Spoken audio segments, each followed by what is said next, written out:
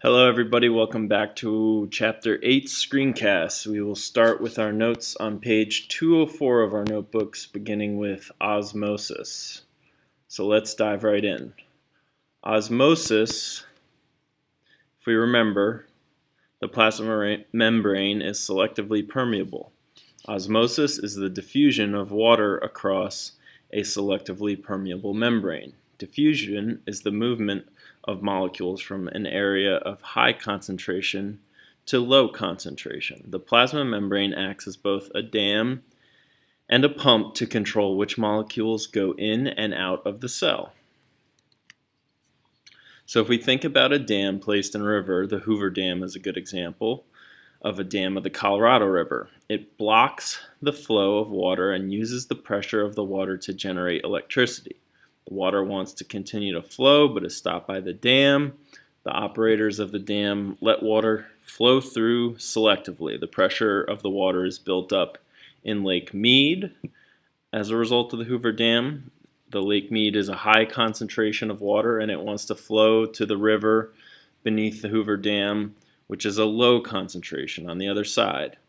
Osmosis is a passive transport process. It requires no energy, which we'll get into a little bit later. Osmosis occurs because of an unequal distribution of particles called the concentration gradient. Due to osmosis, water will flow to the area where the water concentration is lower and will keep diffusing until the concentration is equal on both sides of the membrane.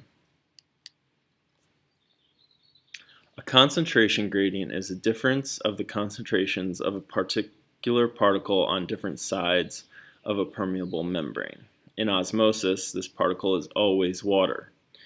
Anytime we have a barrier, in this case the plasma membrane, and we have particles on one side and the same particles on the other side, they can have the same concentration on one side. They can have the same concentration on both sides of the membrane. One side can be higher and the other side is lower.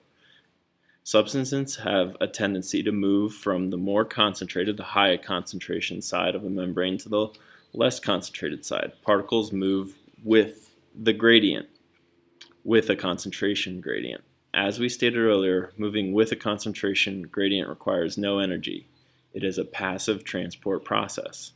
We discussed how the buildup of hydrogen protons in the concentration gradient of the mitochondrial inner membrane is used to generate ATP in the electron transport chain during our cellular respiration unit. There are three types of solutions we need to know about related to osmosis and concentration gradients. An isotonic solution is when a concentration of dissolved substance inside the cell is equal to the concentration of dissolved substance outside the cell. Osmosis does not take place in isotonic solutions. Our net concentration is equal on both sides of the membrane, so water will not and cannot move from a higher concentration to a lower concentration. A hypotonic solution is when the concentration of dissolved substances inside the cell is greater than dissolved substances outside the cell. When this is the gradient, water concentration is lower inside the cell and water will flow into the cell, which will result in the cell swelling. If the concentration gradient is large enough, water will fill the cell until they burst, which is called osmolysis.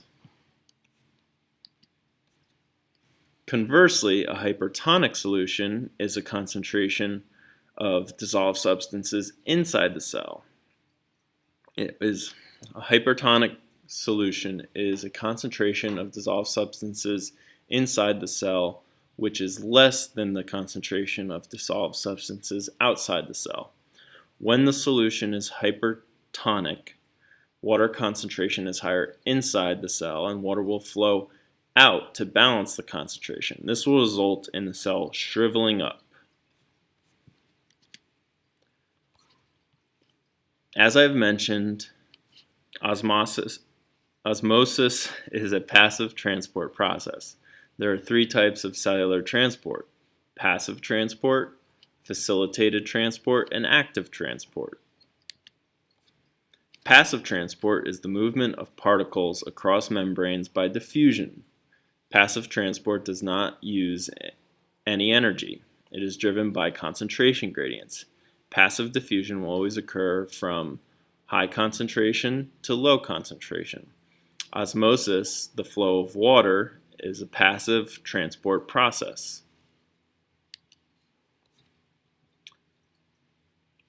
As we recall, the plasma membrane has proteins embedded within the phospholipid bilayer.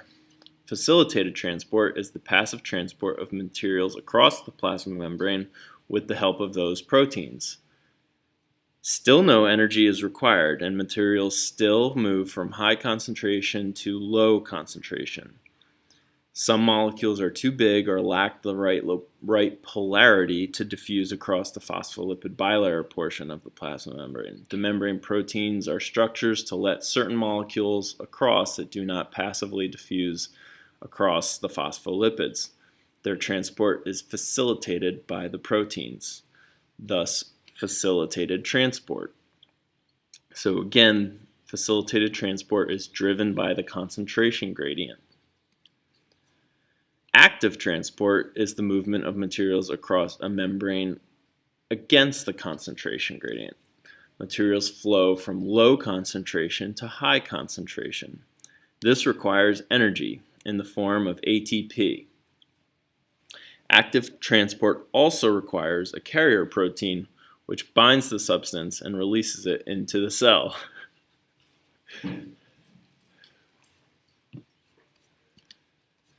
Exocytosis is the removal of waste products from the cell. It is a form of active transport as it requires energy. It is the export of proteins, otherwise known as secretion of proteins. Exocytosis is related to membrane turnover. New lipids, new cholesterol, and new membrane proteins are added as a result of exocytosis. Waste materials from the Golgi apparatus, which are tagged for exocytosis, are packed in vesicles. The membrane of the vesicles have the new lipids, cholesterol, and proteins for the plasma membrane, while inside the vesicles are the waste products that are excreted. All right, so we'll stop there for today's screencast, and hope you enjoyed.